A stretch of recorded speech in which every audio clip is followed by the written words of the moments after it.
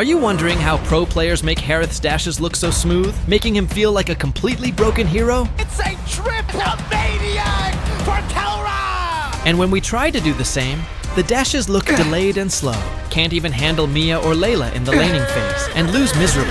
That's why we're going to break down why you're struggling with Harith, and by the end of this video, I promise you'll finally understand not only how to make his dashes smoother, but also how to dominate the game with him. A lot of players focus on the idea that Harith is a meta gold laner. Let's pick him. I watch pro, I can do it too. Unlike marksmen who can deal consistent damage with basic attacks, Harith's entire playstyle revolves around precise dashes and well-timed combos. So once Harith's ultimate or dash is on cooldown, he has no choice but to retreat. And even if his skills are available, a single miscalculated dash can leave him extremely vulnerable. That's why mastering his dash mechanics, timing, and combos is absolutely essential. And there are two crucial combos you need to master when playing Harith. The first one is the combo you'll be using most of the time. It's the 2-2-1 combo. For every 2 dashes, you just need to land a single skill 1 to maximize your damage and cooldown reduction. Let's slow it down for better understanding. Always start with a dash, then a basic attack before using your ultimate. The moment you press your ultimate, spam your dash immediately, so it activates almost at the same time as Zaman Force. Then, immediately follow up with a basic attack to quickly reset the cooldown of your skill 2. Then, skill 2 basic attack again. And this is where you use skill 1, making sure it lands right in the center for maximum damage output. Then, you can simply repeat the 2-2-1 combo until Zaman Force disappears from the field. This is the original timing without slow-mo, so you can get the right tempo. You can take advantage of this even in the early game, because once you have these 3 items, you'll already have 30% cooldown reduction, which is enough for you to unli dash. But your attack speed also plays a big role here. Your combo will feel slightly delayed in the early game because your attack speed is too low and you don't have Feather of Heaven yet. This slows down your basic attack landing, which affects the cooldown reset of your dash. So the best technique here is to keep spamming the dash button, because you might end up swiping it while it's still on cooldown. In the late game, attack speed won't be an issue anymore, and you'll be able to dash smoothly. However, aside from stuns, you also need to watch out for immobilizing skills. Bringing Purify is a must to avoid getting stuck. Another helpful technique is to avoid moving the joystick while performing the unlimited dash. Just use the joystick once you're out of Zaman Force to maintain better control and to avoid any confusion about what your hero should do first. Another trick is to press the attack button just once, and you can easily perform dash dash, skill 1, dash dash, skill 1, without needing to land a basic attack in between. The problem with this trick is that you might forget to use the first basic attack, so I still prefer spamming the basic attack to ensure the combo works properly. The second combo is simple, yet very useful in scenarios like 1 versus 1 fights when you're low on HP. Just spam your dash and use the trick I showed you earlier.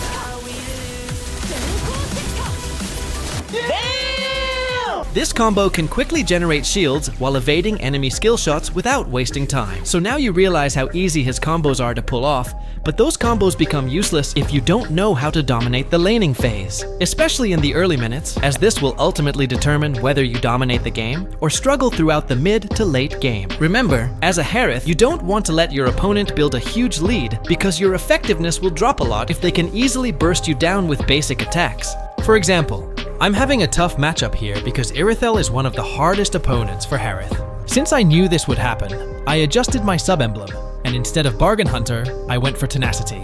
I also didn't rush Harith's 3 core items to keep up in lane, and instead prioritized getting Leather Jerkin first to reduce the damage from Irithel's pokes. That's why I was able to survive the laning phase, even with Mathilda and Savior constantly rotating to the gold lane. Pro players do this too, especially when facing Granger, since we all know how painful his skill damage is, and this single crucial item can make a huge difference in the early minutes of the game.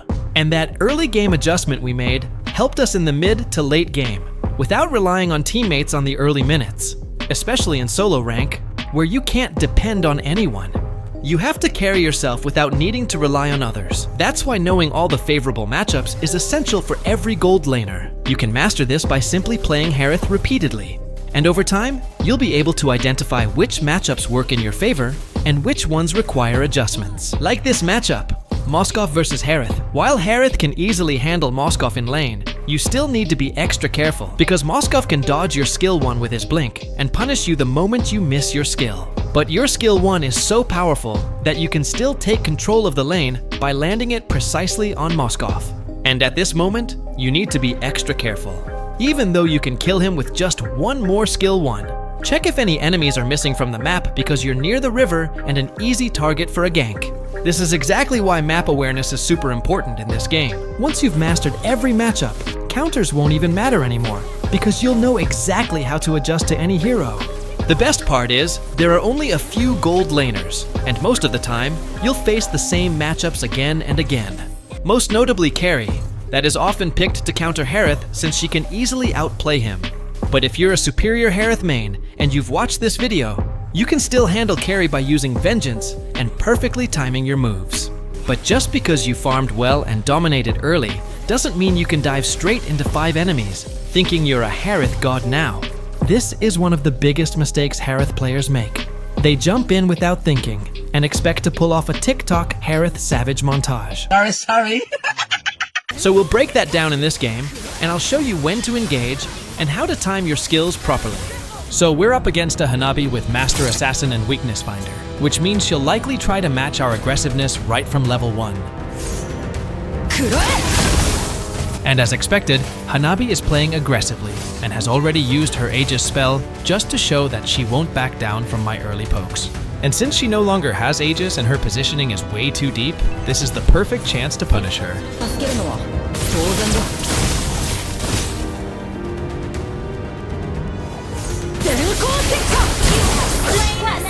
So if the enemy Roman mage aren't much of a threat and you have vision on them, it's easy to punish a gold laner with poor positioning.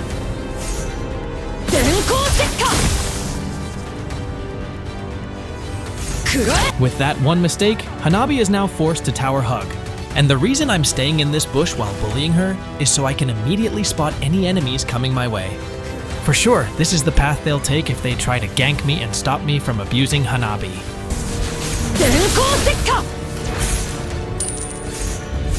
No one is trying to help Hanabi, so I guess that's why she didn't even bother defending this tower anymore. And yeah, I'm using the second combo on this turret since no one is trying to defend it.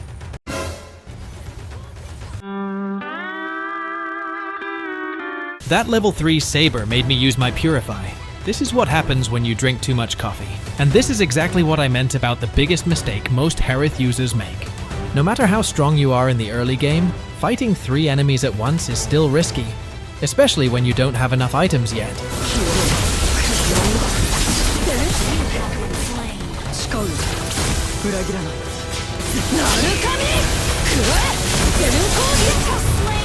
In this kind of scenario, you can drop your ultimate since it also applies a slow effect, but don't dive right into the middle of the fight. You might end up taking all the damage, especially with Karina and multiple crowd control threats around. Not every fight is about spamming dashes. Sometimes you just need to cast your skills from a safe distance. You need to watch out for the main skills that can stop you from dashing. In this game, I have to be careful of Nana's Melina and Saber's ultimate. Once those are out of the way, you can go all in, saving Purify for any unexpected crowd control or immobilize. So that's it for this video. If you learned something, don't forget to like this video. And let me know in the comments what you want to see in the next video.